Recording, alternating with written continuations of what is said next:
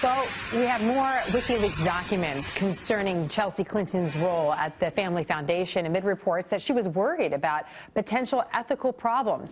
A Wall Street Journal editorial says the notes confirm many fears, saying, quote, this excerpt and all the potential conflict it describes, plus Chelsea's warnings about business hustling at foundation events, would seem more than ample cause to trigger an IRS audit of the foundation. Joining me now, Glenn Hall, U.S. news editor for the Wall Street Journal. So this is the editorial board writing a big piece about the Wikileaks documents dump, saying we don't condone the practice of hacked, stolen information, but now that it's out there, we have to talk about it. It's been a big week for those dumps. Glenn, what do you think, bottom line, is the biggest headline to emerge? Well, the one that the editorial board was talking about is probably the most significant we've seen of all the WikiLeaks documents that have come out. This is Doug Band, longtime aide to President Clinton when he was in the White House and after stayed with him, revealing in very detailed terms how he and his partners both raised money for the foundation as one of the major fundraising groups and also steered business to Bill Clinton, over $100 million worth of business opportunities, and in many cases detailed how they were doing this with the same group of donors, asking them to do both things. Is it illegal?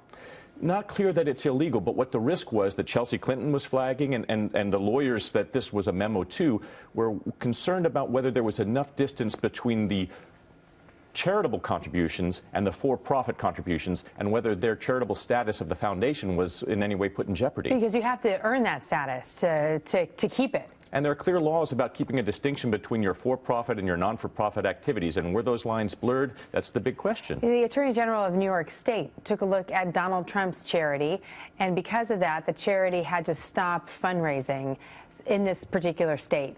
What do you think questions should be raised about the status of the Clinton Foundation, and do you expect to see any of those questions officially raised by the IRS or otherwise? Well, so far we haven't seen that happen. And in many cases, like with you just mentioned, with the Schneiderman's look at Donald Trump's foundation, that was initiated not by the IRS, but by the New York State Attorney General. And the other ones we saw were also in Florida, where there was questions raised. So you could expect the possibility that, there are state attorneys general that might take a look at it. But here we're also talking about politics, right?